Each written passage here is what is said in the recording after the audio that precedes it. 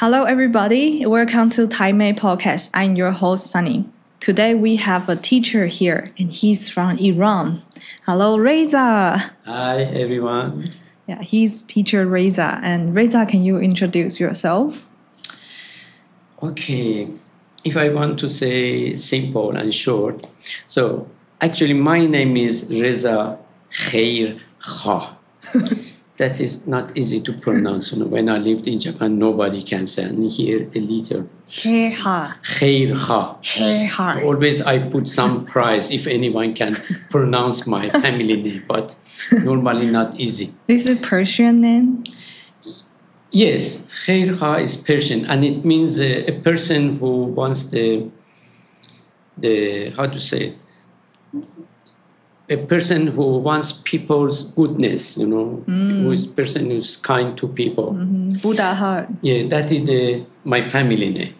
But my personal name, Reza, is an Arabian name, but however we use also in Persian, and it means satisfied. Oh. Man'i, yes. Oh, then that's really who you are. You are kind of a person that is satisfied with many things. Yes.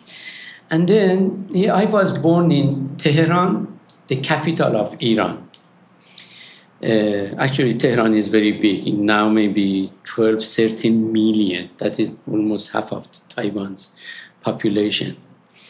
And then I was grown in an Azeri family. Azeri, in Iran, we call it Turkish.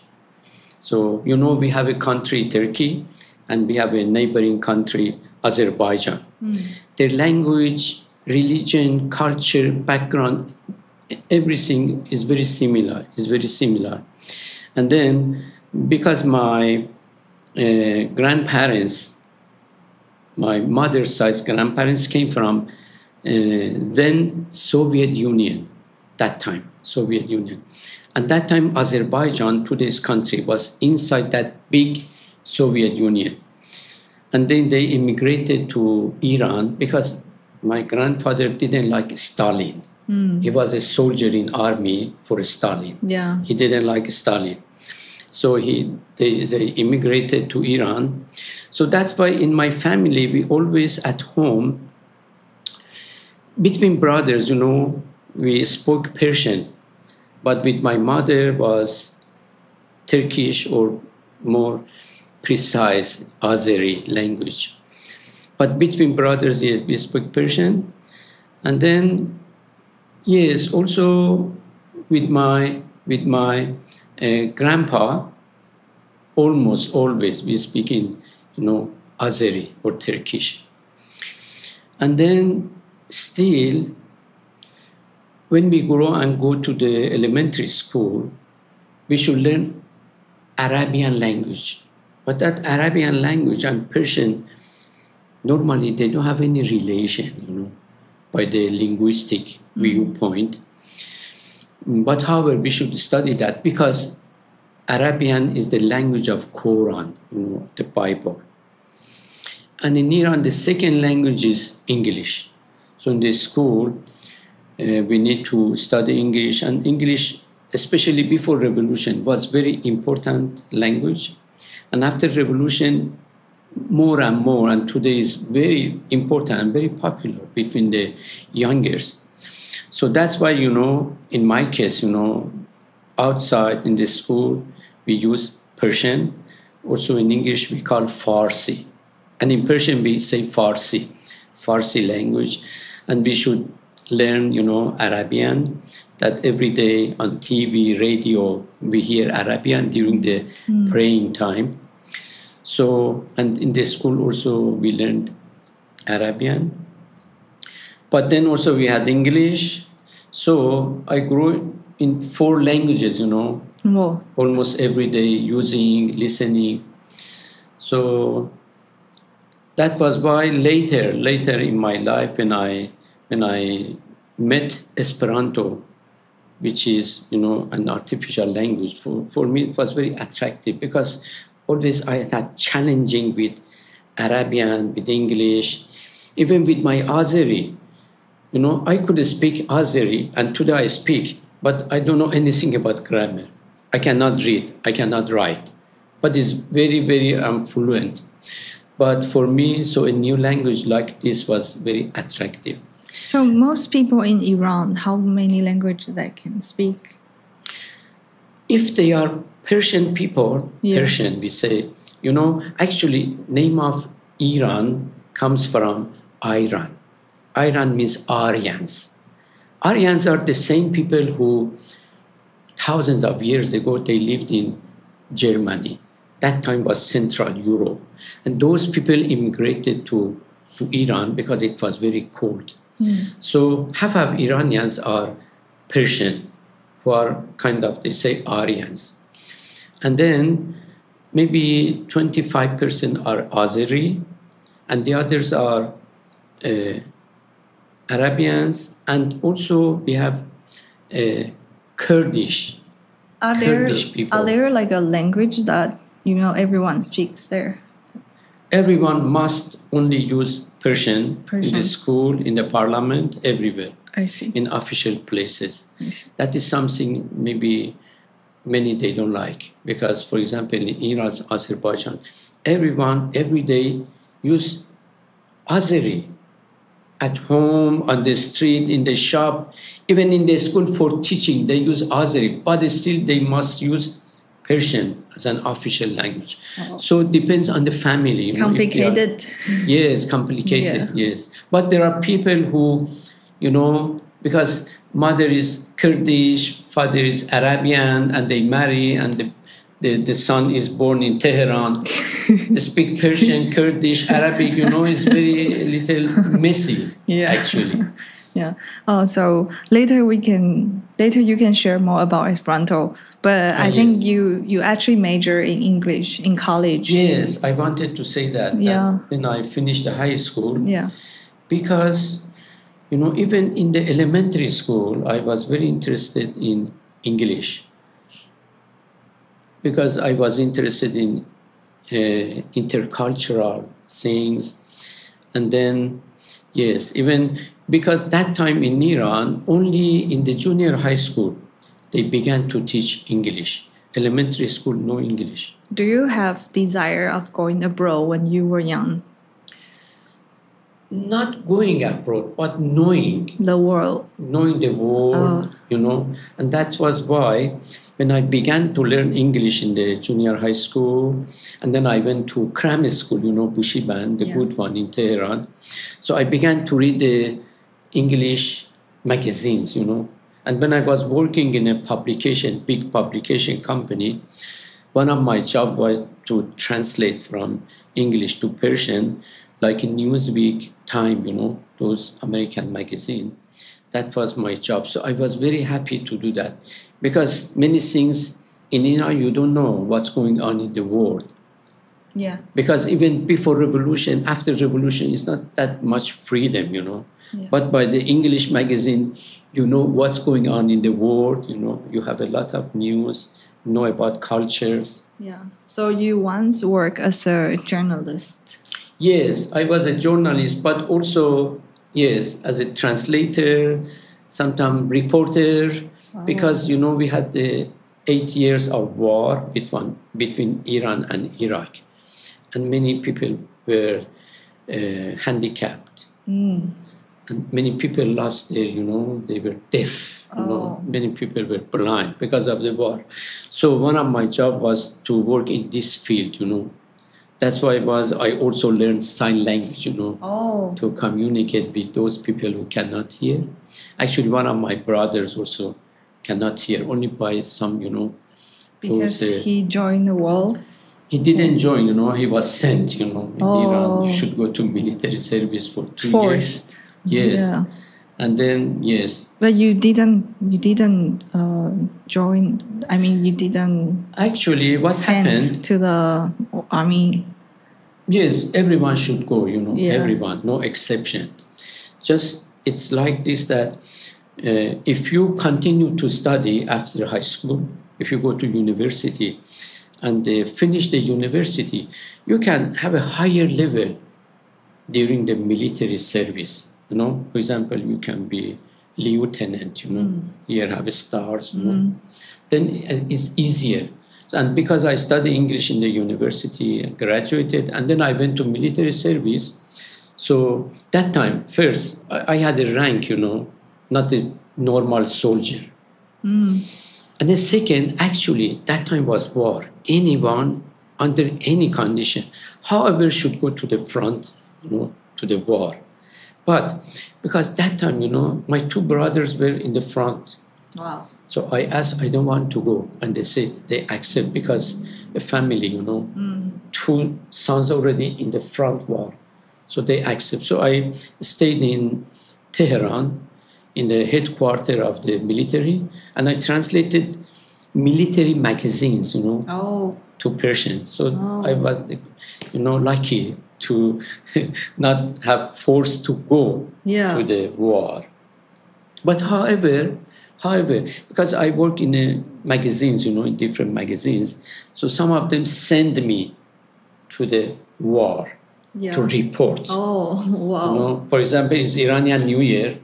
They ask me, go make the soldiers happy. Say we come from that famous magazine, and they come to you, and you can interview, put their photo. So because they are there, dangerous place, it's good if you go make them happy. So I should go. It's really dangerous, because one part of the Iraq was occupied by Iran, inside Iraq. One time I've been inside Iraq, very dangerous. Because even they use the chemical bomb, Wow. So we should have special, equipments against the chemicals, Wow. And I should, take photo. So that was exciting and. What do you think about the experience of the war in your country? Is this experience influence you or change the way that you see things? You mean the war, because you actually experienced the war in your country, right? Yeah. Yes, actually, it was very complicated feeling, because it was just after revolution, maybe 1 year, 1.5 years, and the war began. Wow.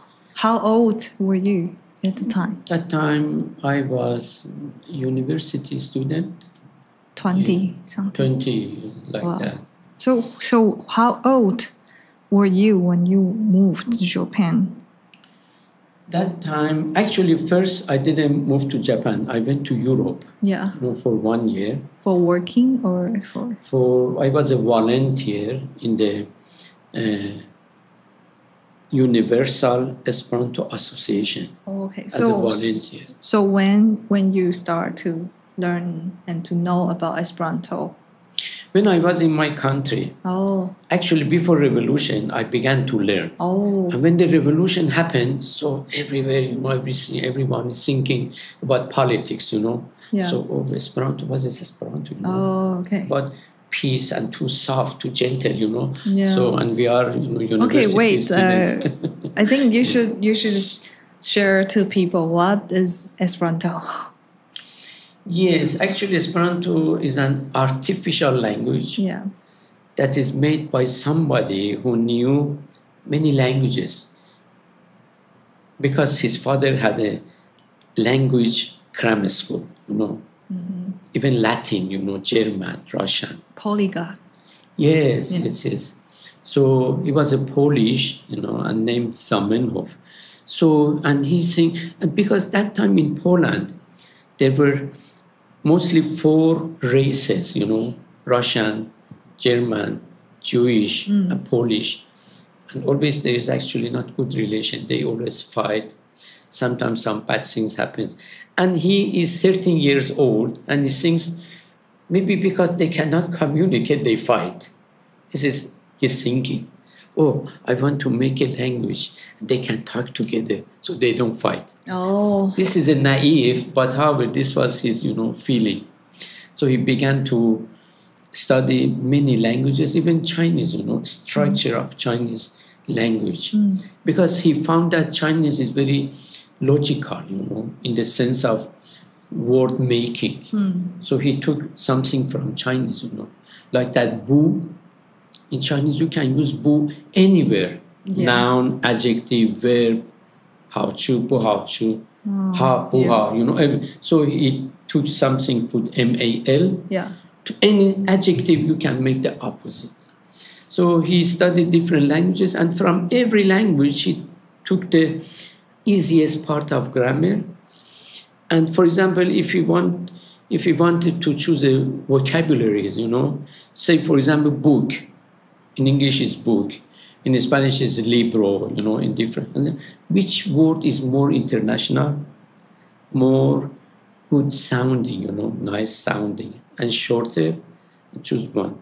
So different, Even we have Japanese, So what year this Esperanto, this language, had been established? So 1887. Oh. 1887. It is 100, maybe 50 wow. some years ago. Okay. That he published the first Esperanto book when he was 14, 15 years old. Wow. Yes. So how many people now around the world can speak this language?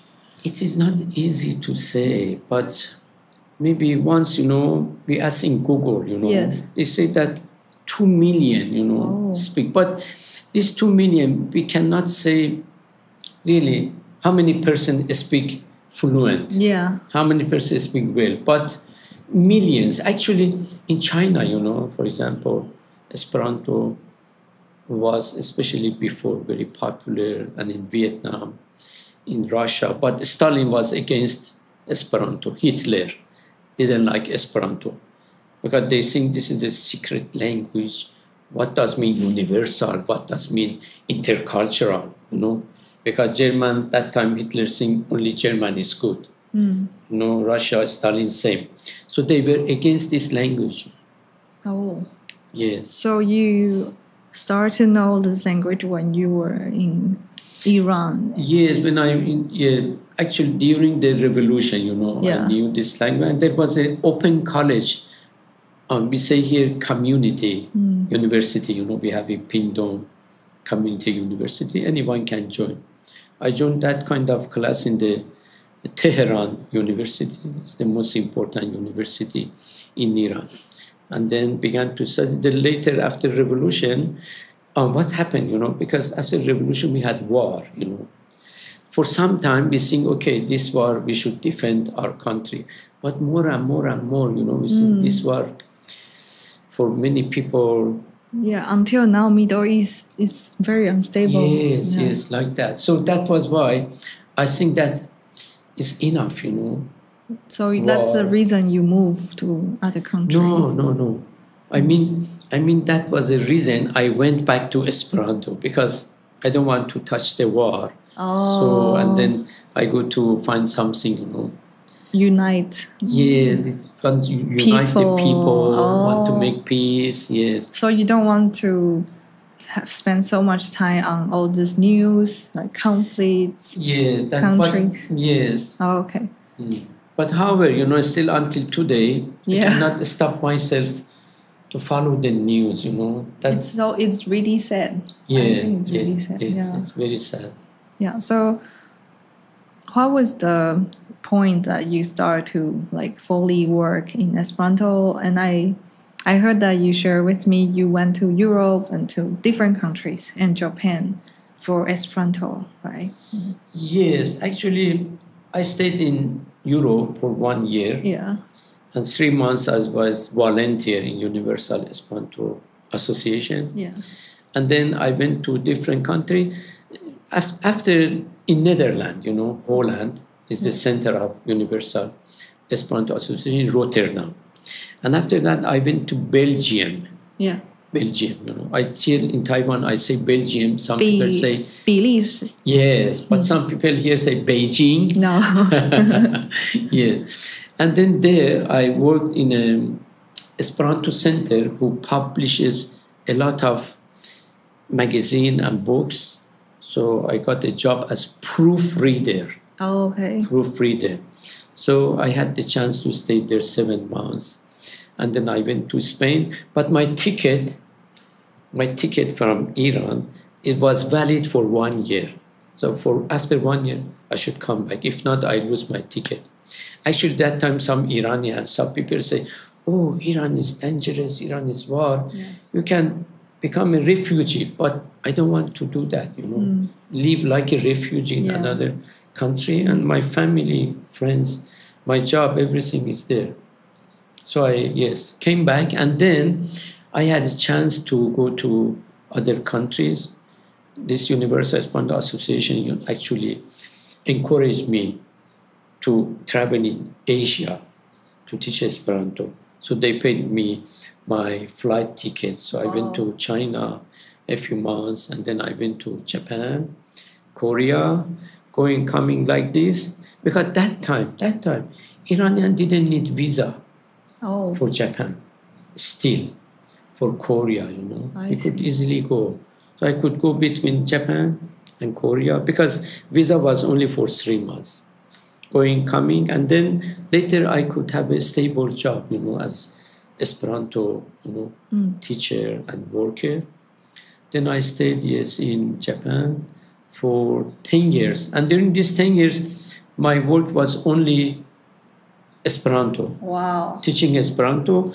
And also, maybe it's interesting to show that I made also some audio magazine. How do you say Chinese? Audio magazine. 有声-有声书. Yes. 有声书. Oh, wow. You can see here. Take one. And that time, no CD, that was 1990 Tape. some. Yes. And for example, everyone has a topic. So this is about the Indians, This was about Indians. So these are all about teaching Esperanto. No. It's about culture, poem, interview. But it's in Esperanto. In Esperanto. Oh, okay. Wow. Your podcast. Yes, it's my podcast that time. And actually, it became very popular because I tried to speak clear, slowly. And then also I prepared the text of every audio magazine. Wow. Actually, thousands, Wow. 3,000-4,000 of these were sold in Japan, Korea, Wow. Even in the Universal Esperanto Association. Still now, Wow. if you type Nightingale, So you are a famous speaker in Esperanto. kind of, yeah. Wow. But I remember you were also teaching massage in Japan, right? Actually, I was working. Yeah. Because when I was in Japan, I got to know one Japanese massage practitioner. Yeah. He made a new massage, like Esperanto. He went to many countries, including China. In China, massage is very different everywhere. In Japan, is only one, shiatsu. Oh. All the way, technique, price, same. That's interesting. But in China, even in the same city, you go to different hospital. Because in China, massage is accepted by insurance, You can use insurance to get massage. So he studied all this and he created a new massage from all these and named it Yumeiho. Name of the massage was Yumeiho. And then I met this guy who had the dream to make his massage method international, help people. Because this massage is about correcting your backbone, your vertebra. The backbone people is, not straight. Yeah. He wanted to help people because he was thinking that many sickness come from our backbone. Yeah. Because it's not straight.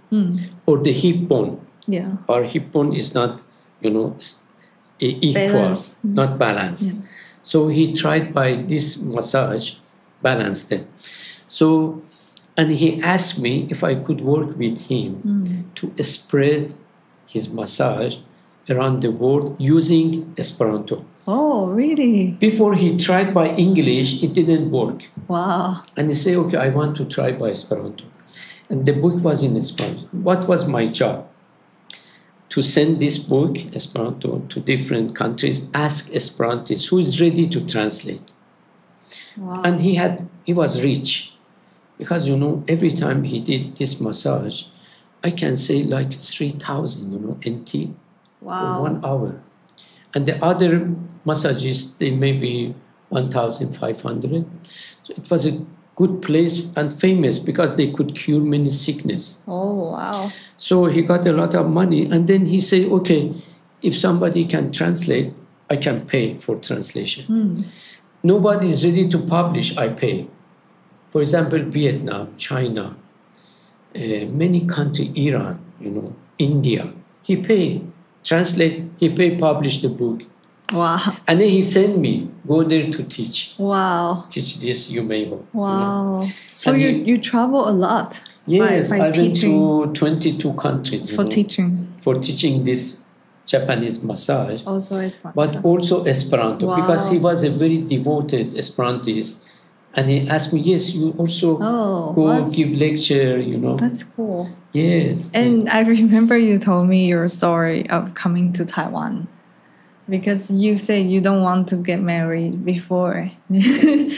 Actually, yeah, I was the kid of revolution. Yeah.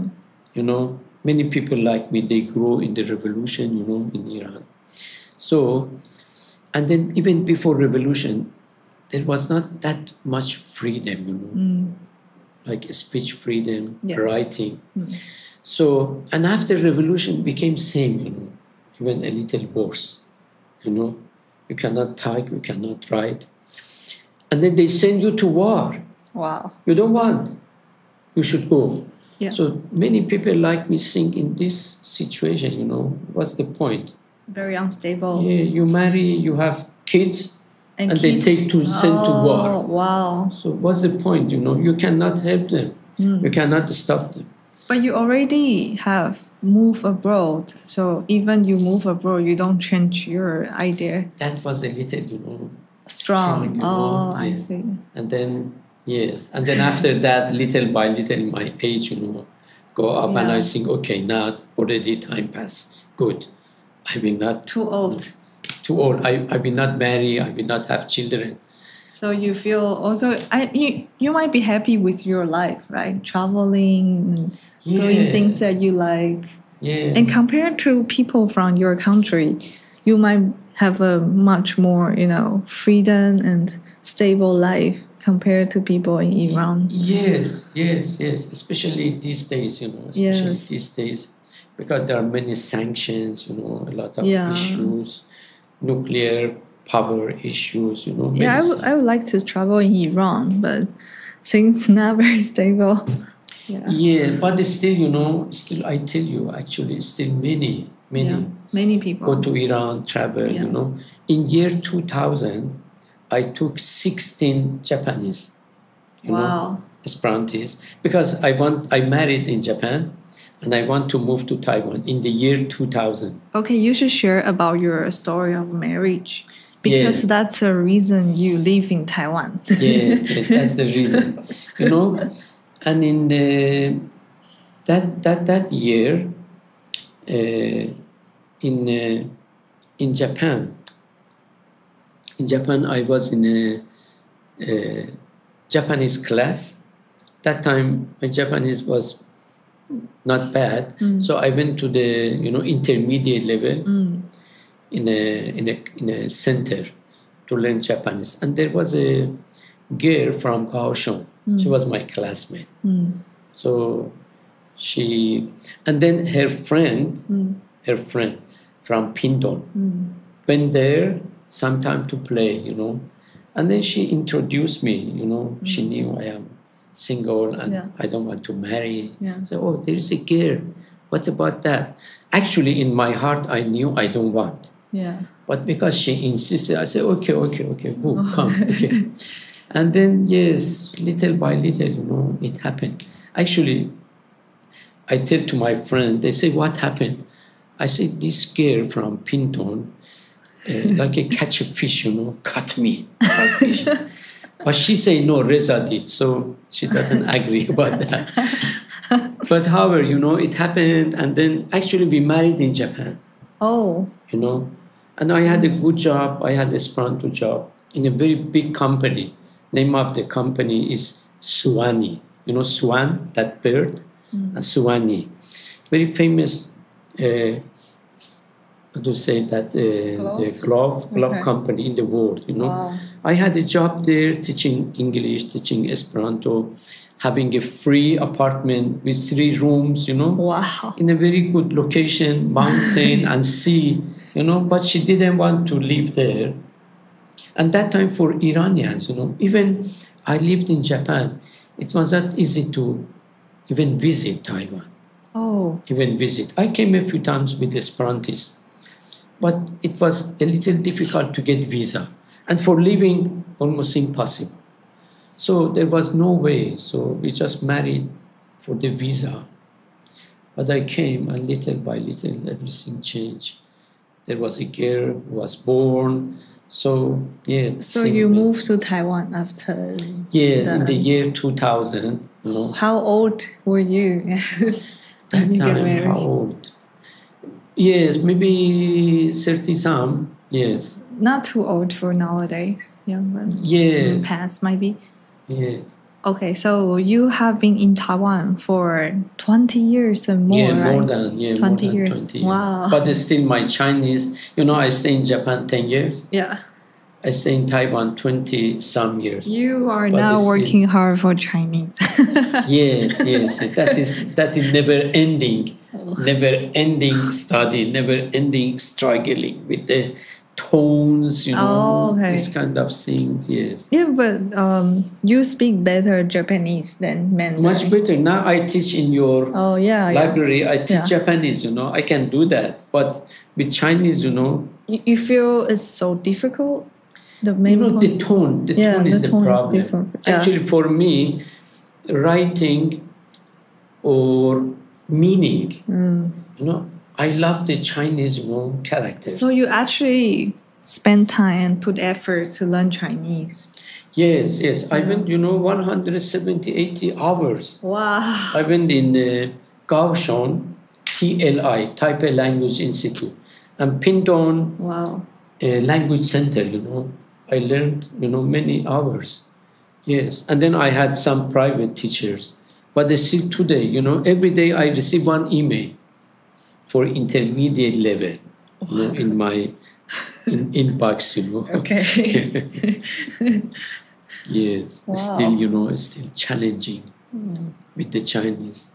But however, because I believe if a foreigner is living in any country, this is normal, you know. You should learn the language of that country. You should try to adapt to the culture, even to the food, you know. Then you can be happy Yeah. living there. If not, you know, I cannot. When I came to Taiwan, you know, for actually a few years, for everything I should ask my wife, you know, accompany me. I want to go to doctor. I cannot communicate. Yeah.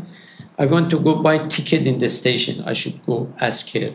So this is not good. So Also because you live in Pingdong. If it's in Taipei, might be easier because in big cities, more people can speak English. yes, But in Pingdong, it's difficult. but that was good. Yeah, you If can I learn would be in Chinese. Taipei, I would not learn Chinese Yeah, like today. you can just use English for decades. It's fine. Yes.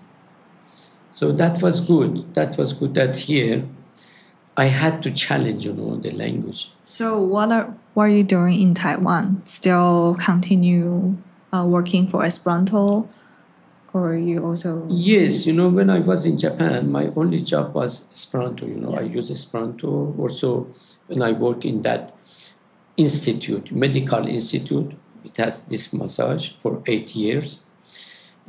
But then when I came to Taiwan, actually many people didn't hear about Esperanto. How about a glove company?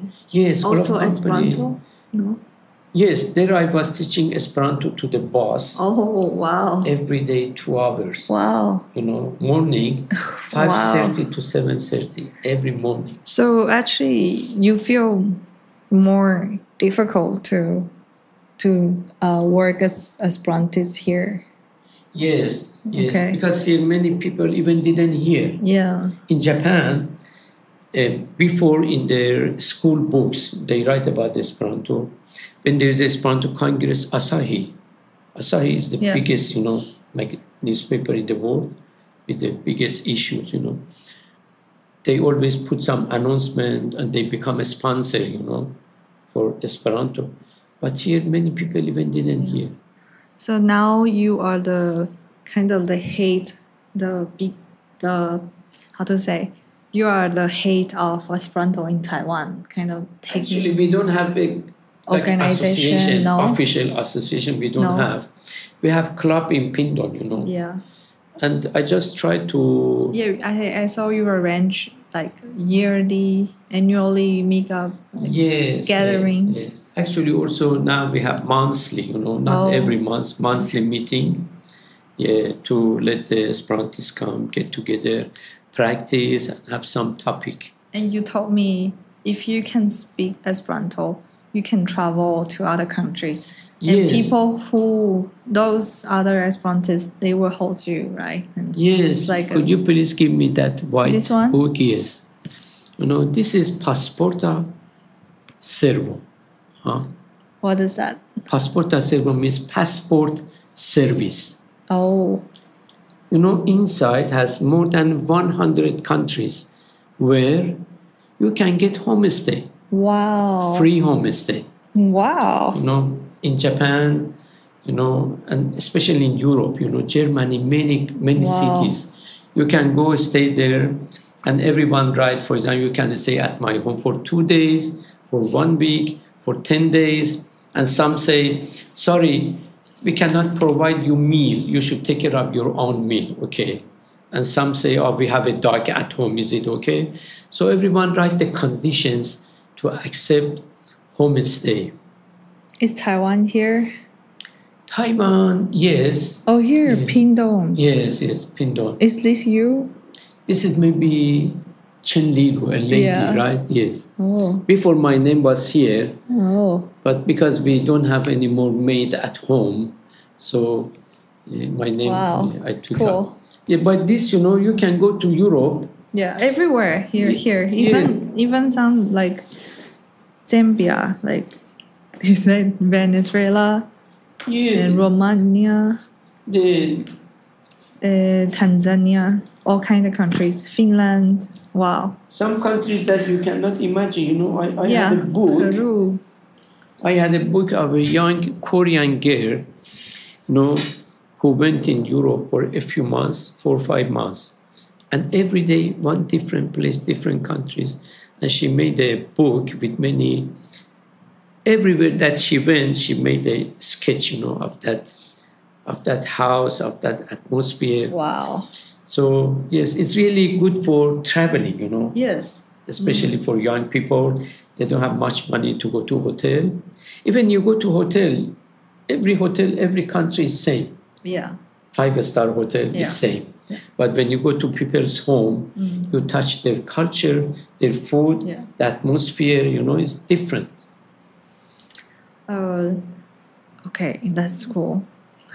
And also here, this is our local Esperanto magazine that we publish in Taiwan. So, and here actually this photo belongs to the Chaozhou, which is near here, Chaozhou High School. And in Chaozhou, there's a French guy who is teaching Esperanto for many years, maybe 6-7 years, every Friday morning, in Chaozhou High School. So, yes. And then also, this French guy is here, you can see him. So I think if people, after they listen to this episode, if they want to learn more about Esperanto, I think I will attach your website or your contact, your information. Actually, they can ask ChatGPT, Okay. What is Esperanto? It is good, useful. Okay. What we can do, and ChatGPT, can tell them, And this book is for self-study. You don't need teacher. By this book, because every lesson has the translation in Chinese. So this book has been translated to more than 40 languages. Original is Esperanto, but we translate to different languages. Are there more people speak Esperanto in Taipei? Might be more. Actually, they're foreigners, you know. Oh, foreigners. I know Americans, South African. Oh. Yes. Actually, Taiwan always, in relation with Esperanto, always depended on foreigners, you know. When foreigners are in Taiwan, Esperanto is, prospering. Yes. When they leave, Esperanto goes down. Yeah. Okay. Now I remember one thing that you told me before. I think you mentioned about you feel like you're a person who gets satisfied easily by everything. Can you share about that? Because I think it's interesting. I forgot, but once you told me about your life, yes. Yeah. Actually, yes, that is also what is in my name, Reza, Reza. Satisfied. I don't know, maybe because I was interested in psychology, when I was young. And then I wanted to study psychology in the university. But my father said, Reza, if you study psychology, you want to become a psychologist and talk with many people who have problems, you get crazy. Maybe some of them even, they hate you because you do something for them, Oh, wow. try to. So he didn't let me study psychology. Wow. But by myself, I studied. And by studying psychology, I learned about people's, behavior, their actions. Actually, there is a very important book. The name is I Am Okay, You Are Okay. This is written by an American, writer. This book is wonderful. It tells you about yourself, about others, how we grow, and what kind of things influence our life, our character. Why today we are this about ourselves? Why people are like that? Why somebody always say bad words to others? After reading that book, I don't hate anyone, even bad people. Wow. I think this bad person has a problem, that's behaving like this. So that book changed you? Yes, wow. Yes. And this book I know in Chinese, Okay. It's translated to Chinese, If you ask ChatGPT, I am okay, you are okay. It's a wonderful book, everyone should read this a few times. Then you can know yourself and you can know about others, why people behave like this. That's why also when I teach in high school, or grammar school, when some students do something, or bully others or do something, of course, I want to discipline them. I stop them. Yeah. But at the same time, I pity them. Why this person doing like this? And sometimes when I go to room teacher, ask, why this student is like this? I say, sorry, their parents divorced. Oh. And mother is every day working. There are 4 sisters and brothers. Yeah. So he's like this. So I know what to do, So you think you have the attitude of very grateful of a lot of things, or maybe around your natural personality, or more from the book, or like? Yes, if for example, if I want to say some others in that influenced me, maybe it was my maternal grandfather, my mother's side. Yeah. Who always, when I was small, he told me a lot of stories. Oh. And he was I remember that Tat from Burma. Yeah. You had an interview with her, Right. She also talked about her father always tell her a lot of stories, and sometimes father sleep when telling his story. And that is what also I did to my daughter, Wow. My daughter loved the story. I know you are the same. Your mother told you lots of stories and lots of story books, and this library is mostly depend on many story books, right? Yes. And then, so Eileen, my daughter, she was not easy to sleep. Even in the kindergarten, they took many video. All kids sleep. She doesn't want to sleep. They hold her, she like this. She doesn't want to sleep. So evening, I should tell stories, Wow. And when I tell the story, after 20 minutes, she tell me, Nahona, and then what? I say, finish. She say, no, continue. And I should, and sometimes like that one, like Tat say in that, I really began to sleep, and she didn't sleep. So these stories, yes, are very important. So they had a big role maybe in my life. And today, also now, I always try to tell a story, to my students. So what do you think stories help you? What stories really influence you? You mean what kind? I mean, because I asked you why you have this attitude, right? Like Yes. you are naturally, you feel grateful for a lot of things. But you mentioned about stories. Yes. But why listen to a lot of stories is related to feel satisfied about things? Because in the stories, so normally grandfathers or mothers, they tell good, nice stories, Yeah. So when you hear that, you learn how to be kind to people. You learn how to help people. Yeah. We don't hear bad stories. Yes, when we grow, we read books about bad stories. Yes, that happens. But normally during our child time, these stories help a lot. Yeah. So that's why I think also it's very important, storytelling to kids, because shape their characters, from child time, how in difficult situation, in challenging situation, even somebody is not good, how you can help, how you should defend yourself, but don't hurt others. So this, I think, in this way, stories are very, very important. Okay. Okay, we have some time left, not much time left. So I want to ask you about education. So when you look back all your life, career, Esperanto, like so many things, what do you think is the key point of education for you? Maybe, yes, for me, if I want to say one word, maybe it's happiness, happiness. And because in the education, even in teachings, if you don't use happiness, it doesn't work, So one of the ways, for example, if you talk about language teaching, I taught a lot in different languages. I always try to use games, because by the games, the students are happy. Yeah. When they are happy, you can teach anything. Oh. I have some kids, in the grammar school and at my home. Because I teach games, even I have tea time for them. I prepare drink, snacks. They're happy and songs, Yeah, you should try to be happier with Mandarin.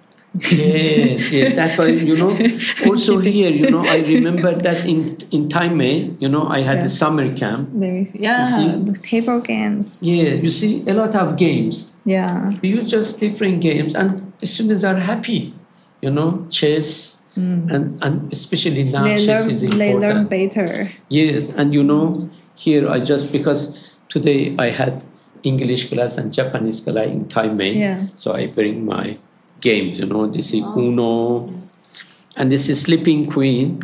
It's very funny, exciting, interesting, game. So I think that in education, the important point is to make the students happy and also learn about relationships, because maybe sometime in Taiwan, the education more emphasize on knowledge, knowledge, science, knowledge, remember math. Things. Yes, remember. I see some of my students, their homework, 20 times repeat the word right. You have to be very serious. Yes, they say Kumon, Kumon, Gonwen, the Japanese, grammar school. The math. 2 times 3, 6, 2 times 4, 8, 2 times just this, they just repeat. And English part, they repeat 10 times the same word. So this repeating, somehow we believe in bitterness. Like you suffer, you work really hard, and then you will gain something. You become better than others. Yeah. But actually, that might work. But I think when people are happy, actually, it's more efficient. Yes. And another problem in education, I think, in Taiwan is the education is score-oriented. Yeah. Everything is about the score. Your score is good, your English is good.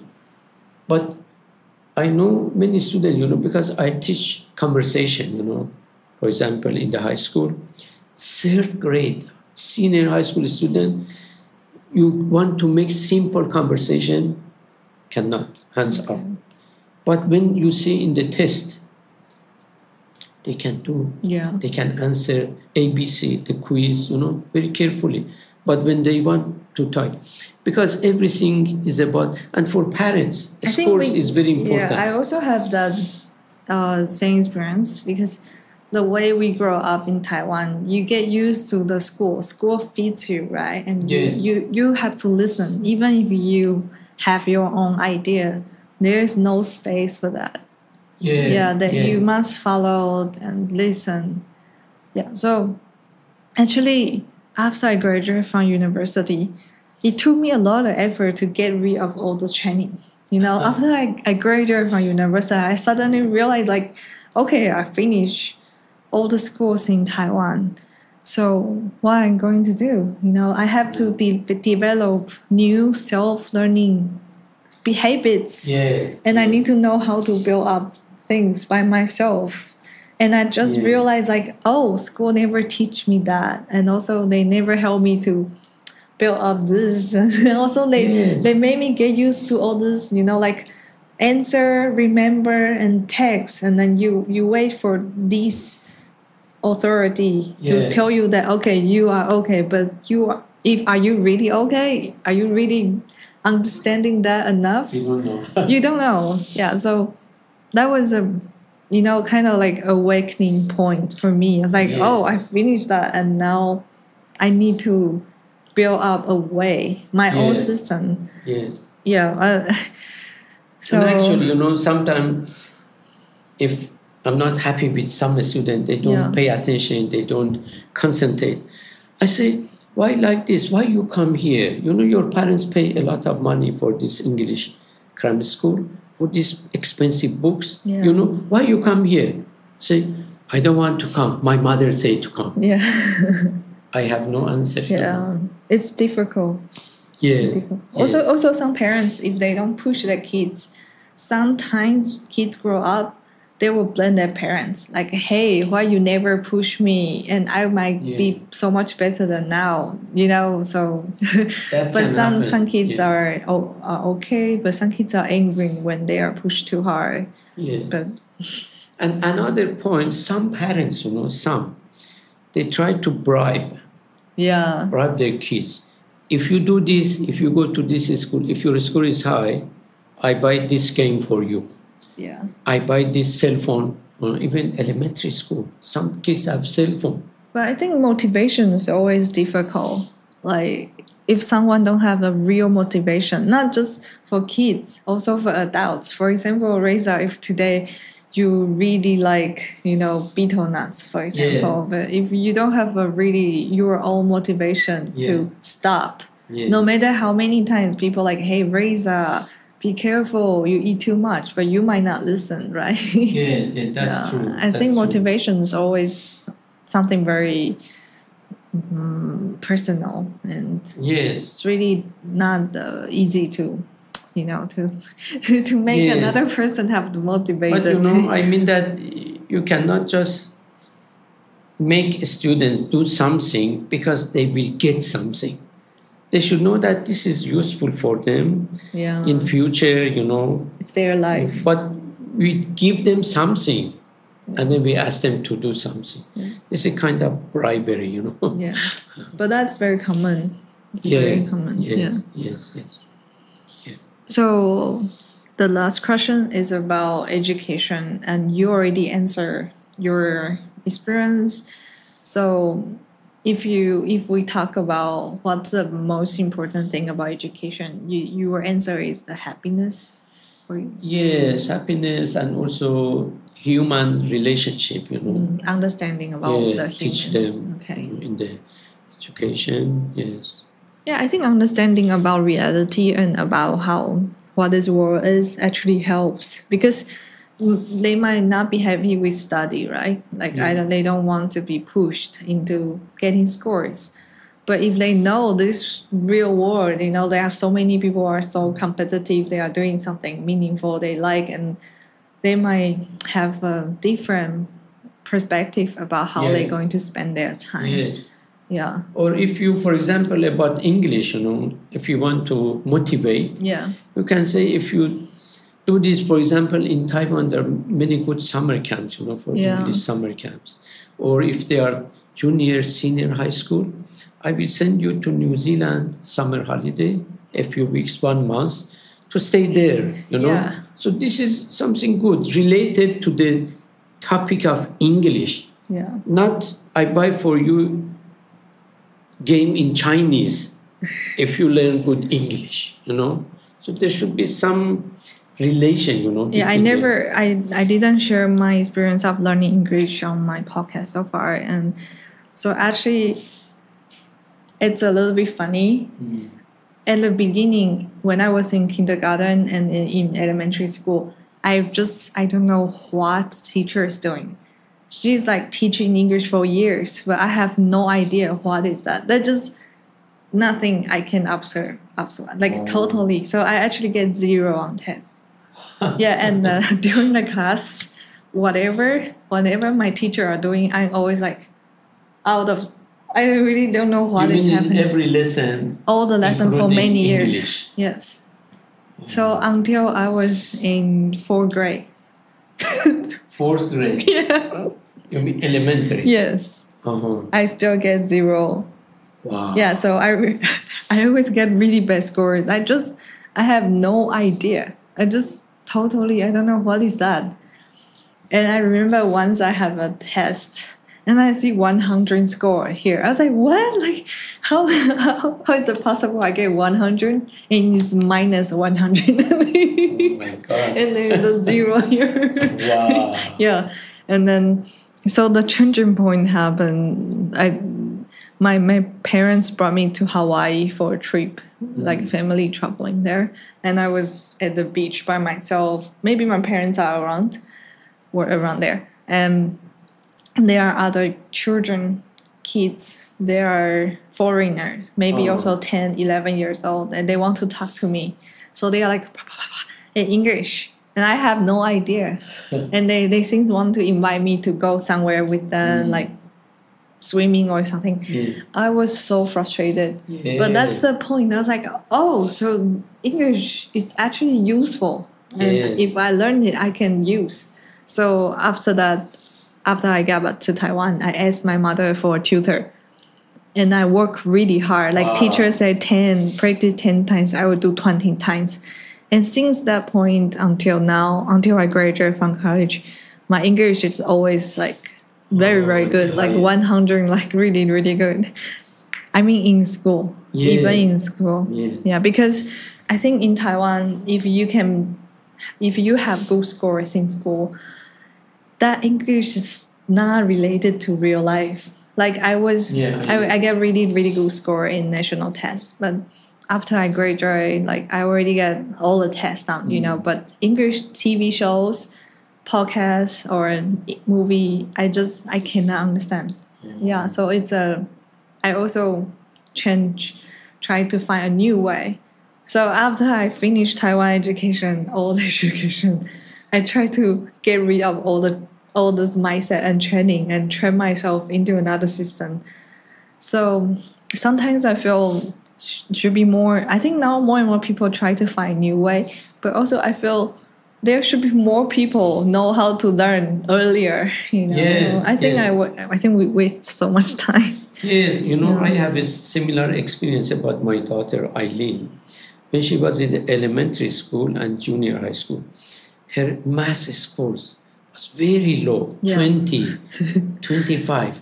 So we hire a very good, actually not me because I don't care, My wife say, oh, we should do something. Yeah. She's very, nervous because also she's a teacher. Oh. And she feel, why like this? And then she find a girl who's teaching math to others. And those others in Pindon, in Taiwan, they have some titles, the math competition. She find that. So she came to our home every week, 2 times. In the beginning, 1 hour, later 1 hour and a half. And Eileen from 20-25 advanced to 30-35. She cannot get 60 to pass. Wow. Really not useful. And then she went to high school, senior high school in Kaohsiung, Haiqing. Yeah. She studied advertisement design. Yeah. In advertisement design in the school, she understood, math is important because you should calculate, do what, She herself find out math is important without anything telling from our side and without any grammar school. She began to study hard math. It was already late, but very soon she could catch up. Wow. Her math scores grow. Wow. This is a big surprise for us. There's a point, there's a motivation. Yeah. And like you say, in Hawaii, you have that experience that push you and today. That actually happened to my friends too. I have friends, after they graduate, maybe they go traveling somewhere and then just realize, actually I cannot learn English well in school because I don't know what's the purpose for that. But when you have the purpose, you might do better. Yeah. I think we are almost run out of time. And I would like to ask you, do you have anything else that you want to share here? No, I think that, yes, we talk about almost everything. That's just maybe one interesting point, I say, could you give me this? This one? Our country, actually, calendar was invented by an Iranian scientist, Wow. thousands of years ago, Iranian scientist. And he invented the calendar. So in the beginning was this the same, solar calendar, but our New Year begins on the March 21st, the first day of spring, because that is the nature wakes up, it's new life.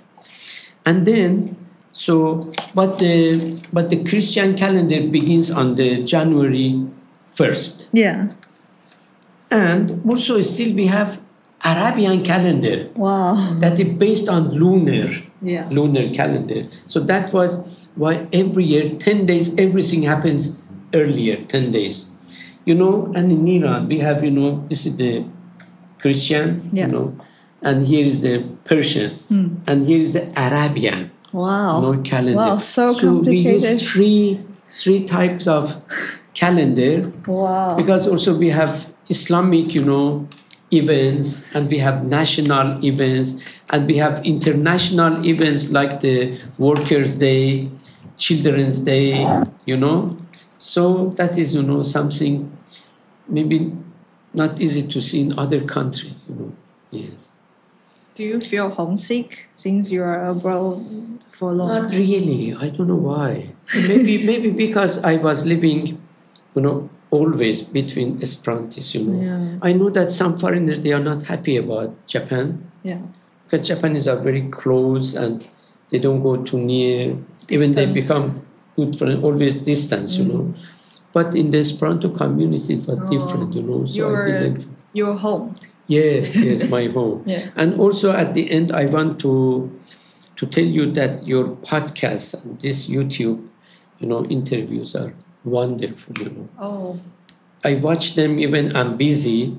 I watch 20 minutes and then next day, now our TV can show me where I stopped this, where I stopped that. It's wonderful, I'm going to have more English episode coming up. I think if it's an English episode, maybe you can, you don't need to, it might be very relaxing for you to listen. Yes, but your subtitles are wonderful. Thank you. Subtitles are wonderful. Actually, I prefer you do Chinese with English subtitle. Why? Study for me is Chinese study, you know. For example, you had with Terry, huh? Yeah. Terry in Chinese. Yeah. He can speak wonderful English, Yeah. but it was in Chinese. So, but has subtitles. So when I hear and I read this here, I can also learn some. Actually, a lot of people can speak English, but if they are Taiwanese, we were talking Chinese. And that is natural, normal. For foreigners, if they feel not comfortable with Chinese, then we were talking English. But the main focus is about people and speakers. So language we will choose between Mandarin and English. Yes. But actually, I tell you the truth. I wish I could speak Chinese so good that in an interview like this or in some discussions, Maybe you should change a new way of Chinese. Maybe find another way to learn it. Yeah, maybe you should organize a Chinese class here for foreigners. There are not that many foreigners in Pingdong. Maybe Pingkeda, maybe Pingdong that university maybe more, but actually, but a lot of foreigners in Kending. Yes. But maybe I think in future you can think about it once a month. Meeting with foreigners. Language business or those language-focused program is one thing that I might do in the future, but I'm not sure. But this November, the Polyglot Conference coming to Taiwan, they have a language business retreat in Pingdong, in Zhutian. So there will be people running language business in different countries. They will all gather here. For a special meeting? Yeah, for how to run language business. So I think I'm going to learn from that, and maybe I will have new ideas, because language is real, it's something that very meaningful and it's profitable. So this might be something that I can focus on to create income to continue this library. And also it's an international program, but we will see. So you will say that those who participate in the polyglot meeting in Taipei, you are inviting some of them to come to Zhutian. Like a seminar. It's not a seminar here, but they have different programs for these. So they have conference, they have forum in Taipei, and I think they have maybe like a emergent group or something in Taidong, and they want to do a retreat here. So it's a retreat of business language.